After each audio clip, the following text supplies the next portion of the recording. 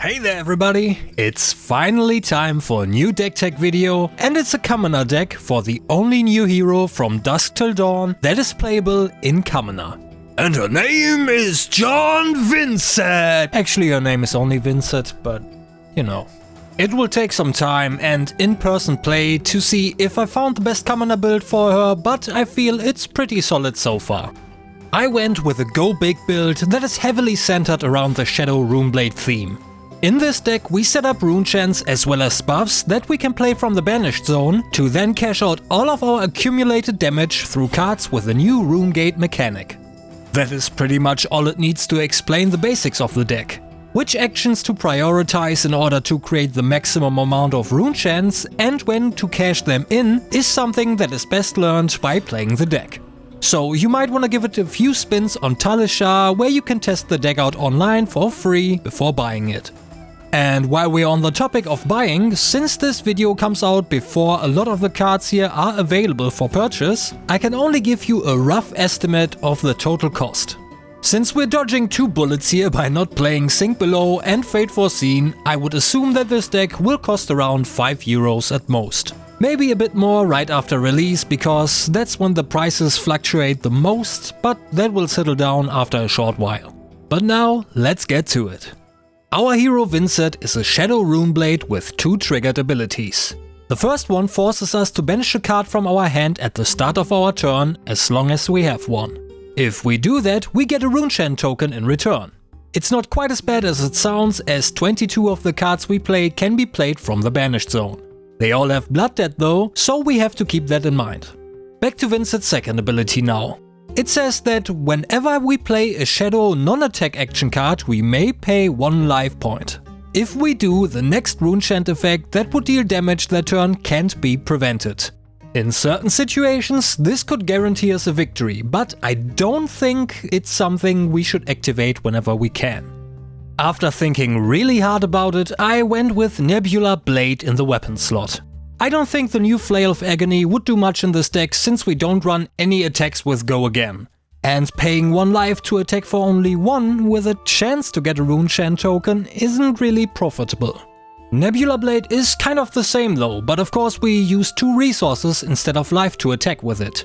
And if we've played a non-attack action card beforehand, it even gains 3 additional power until end of turn. Like the Flail, it also creates a Rune-Chant token if it hits. What I really like about Nebula Blade here is that the 1 power makes it an annoyance to block with a hand card, and if it's at 4 power, our opponent either needs a defense reaction or 2 hand cards or equipment to stop it from generating the Rune-Chant token. And of course, in theory, we can cycle back to the hand card we used to pitch, whereas the life loss from Flail of Agony is basically permanent. In the head slot we have good old Ebb and Fold. For 1 resource and destroying it at instant speed, we can banish a card from our hand. If it's a shadow card, we draw a card. Ideally, we would pitch a blue to it and banish one of our many Blood Debt cards, which we can then still play from the Banished Zone. With this, we would basically just gain an additional card to play through the draw effect and have 2 resources left on top of that. It also has Spell Void too.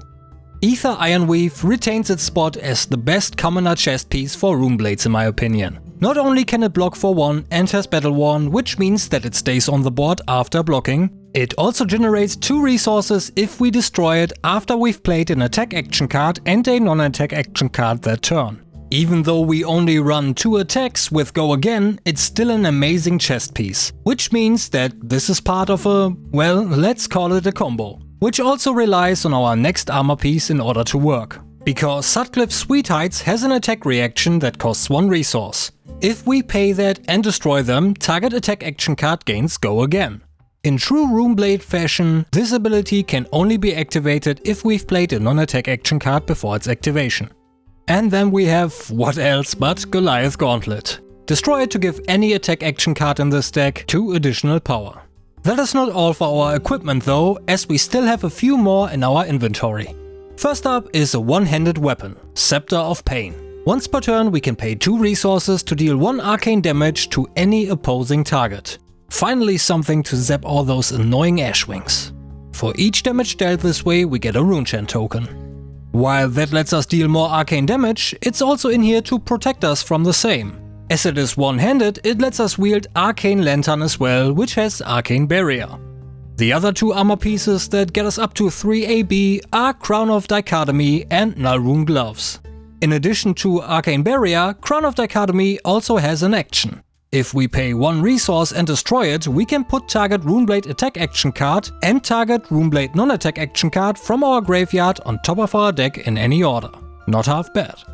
There's also something new to try out in case we run into some big hitters. Grasp of Darkness and Dance of Darkness can both be banished if we would be dealt damage to prevent 2 of that damage. That is awesome because that means it takes care of physical as well as arcane damage. It does have Blood Debt though, so ideally we only banish these as a last resort. Finally, we can move on to the deck itself. Of course, we'll take a look at the attacks first.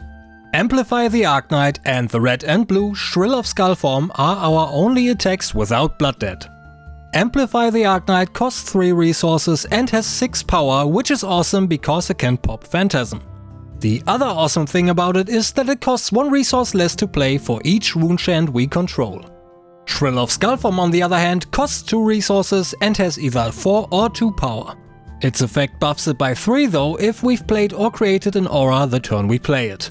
This is basically always active as Vynnset creates a runechant every turn. Each of the upcoming attacks has Blood Debt, which means that at the end of our turn we lose 1 life for every card of these in our banished zone. Piercing Shadow Vise can be played from the banished zone, costs 2 resources to play and it has 4 power. If we've dealt arcane damage to our opponent that turn, it gains 2 additional power. With all the runechant tokens floating around, that shouldn't be too hard to do. The next 3 attacks are all brand new and they also come with a brand new keyword as well.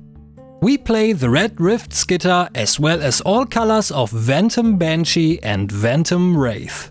All of them have Rune-Gate. It allows us to play them from the banished zone for free if we control runechants equal to or greater than the card's resource cost. Rift Skitter costs 3, has 4 power as well as Go Again. Phantom Banshee costs 3 and strikes for 7, 6 or 5.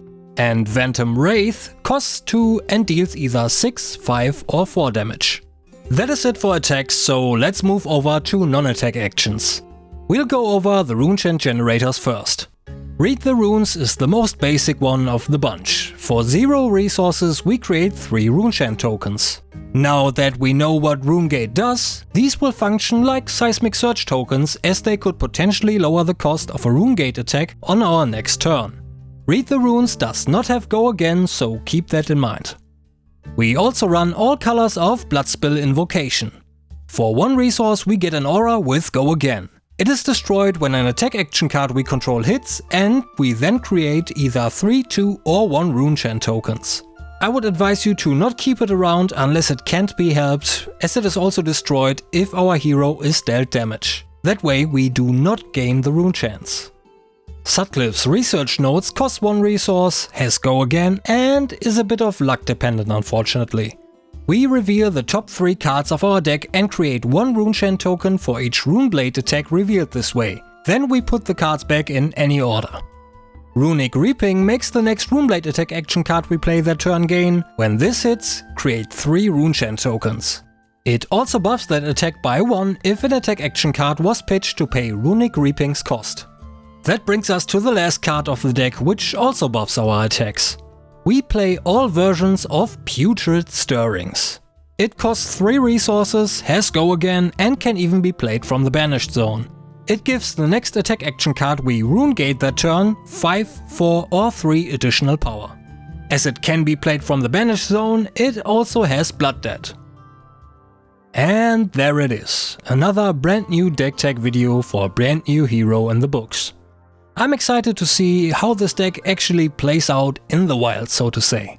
I know it can pump out a lot of damage, but how easy it is to pull off in different matchups remains to be seen. Now, if you enjoyed what you saw here today, I would really appreciate it if you would consider liking the video and subscribing, because there will be a lot more deck techs for all kinds of formats as well as gameplay videos coming your way. But for now, take care of yourselves and I will see you in the next one.